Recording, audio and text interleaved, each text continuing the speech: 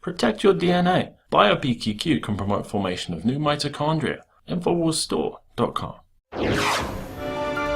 Well, I got to issue a little trigger warning for anybody out there who has an issue with a woman using a gun to protect herself, because now we have a story about a Kentucky woman who heroically turned the tables on a would-be attacker. He was trying to rob her at knife point, probably was going to try and rape her as well. Instead, he ended up getting shot in the neck and the butt, and she shot him with her own gun. So this is an unidentified woman. She was being stalked by John Gnobic on the night of January 26th. He followed her into a shopping mall elevator and then on into the parking lot. He exited the elevator with her, gave chase. She started running to her car, but he followed her, forced himself into the car with her, tried to beat her. The woman was fearing that she was going to get raped, but then she was able to get her gun that was in her purse. She pulled out her Beretta from her handbag. She opened fire. She shot him in the neck, and he quickly regained his bearings and continued trying to attack her. So then she popped off a few more rounds, shot him in the butt. You know, but according to some of the gun grabbers out there, this lady should have just peed herself. She should have vomited on the guy to try and stop this attack. She shouldn't have been brave and a hero and shot the guy and fended off her attacker. You know, then he could have just ran off into the mall and found someone else to take advantage of. Probably would have tried to go get stitched up at the hospital or something so he could live another day to go rape and attack another woman. So now he's going to jail. So this is also, I think it's a whole segment dedicated to you sensitivity fascists, because now we have a professor coming out saying sensitivity fascists are turning colleges into daycare centers. We've reported on how University of Pittsburgh students were declaring themselves in danger and traumatized over a provocative campus speech by the right-wing flamethrower Breitbart's Milo Yiannopoulos. That they were so traumatized, they demanded to know from a student government hearing why the school hadn't provided on-site therapy for those who felt invalidated by the speech. This was a speech that no one was forced to attend. The student government president, she broke down in tears, and then she said she was so sorry she spent the money on that guest. And it goes on and on. Some other student government, they're facing impeachment after attending a tequila party where some guests wore tiny sombreros. So the school has launched an investigation into this act of ethnic stereotyping, and their partygoers are on social probation, and the hosts have been expelled from their dorms.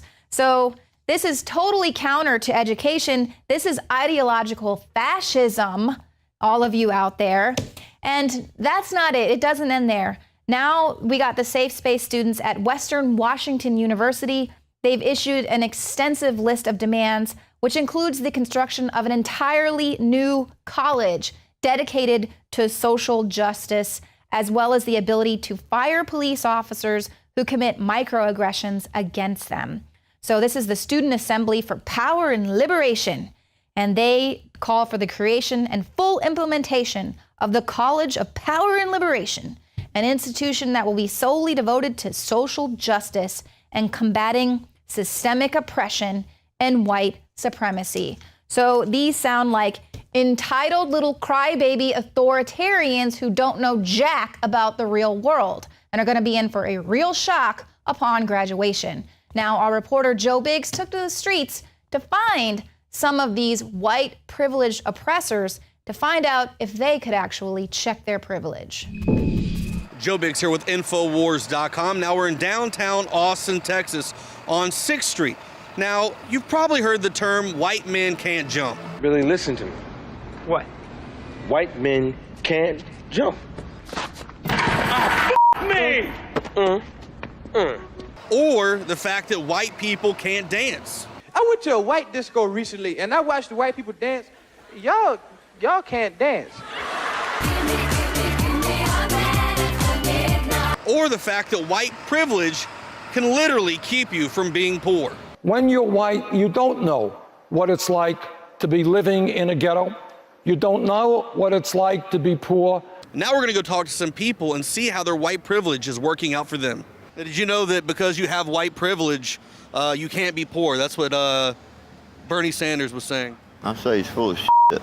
I've been poor for 5 years of my life. I've been out here on the streets for 5 years. You don't know what it's like to be poor.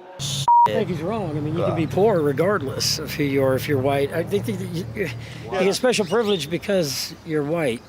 That's some bullshit. I mean, bullshit. Bullshit. Mr. Sanders should suck. That's true. You can't be poor and be white. So your white privilege hasn't put a home over your head? No. I'm not lying to you. Mr. Obama went to his desk and looked at something, and they took a picture. He can have it all. It hasn't kept you warm when it was cold? No. It hasn't kept you cold when it was hot? No. We're rich. That's how rich we are. Any office you want, any communication you want, okay? We built everything for everybody to get along. Does it automatically like keep water from falling and hitting you when it rains? No. Well, it didn't keep me dry this morning. It didn't keep me warm last night. So we'll see what happens. You don't know what it's like to be poor. Damn, did he say that? Yeah. Well, he must admit that shit. If he said it, Bernie said that shit. Yeah, but do you believe that though? Hell no. White people fucked up. We all niggas. Bernie Sanders is an asshole when he threw color into the mix, because if everybody was stripped down and didn't have hair on their body, we'd all look the same. So Bernie Sanders, you can kiss my ass. I mean, I'm taking this button off. So I'm glad y'all got this shit on video. You said that shit for sure? Yes, on Sunday. Now, fuck that. That's totally wrong, yeah. I disagree with that, with Bernie Sanders on that one. They can blow theirs too and end up just where we are. I've been a homeless white man since I was 9 years old. I've lived on the street. You don't know what it's like to be poor. And I support Bernie, but I really, really am offended by that statement. I'm very offended by that statement. Bernie is going to be the dude because he came out here with the camera. In other words, when he went to the desk, he's seen something else he wanted. In other words, the president of the United States of America, when he hires someone, he'll show you what he's going to do. How do you feel about that statement, sir? Shit, man, I wasn't even paying attention to what the fuck you were talking about. You don't know what it's like to be poor.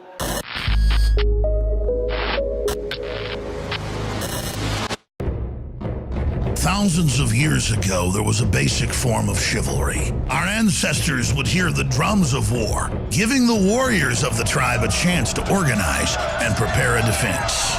60 years ago, when foreign air forces were approaching filled with bombs, they had drums of their own, air raid sirens. But in the 21st century, there are silent weapons for quiet war. Pathogens added to the food and water, and to the lining of plastics that destroy our vitality, turn off our hormones, and accelerate our journey towards death. I personally counter this onslaught with Anthroplex. Anthroplex is designed with known organic concentrated herbs to create the basic foundation to normal metabolic activity inside the human body. Discover why Anthroplex is turning so many heads today. It's time for us to take our bodies back into our own hands, and it starts at InfoWarsLife.com with Anthroplex.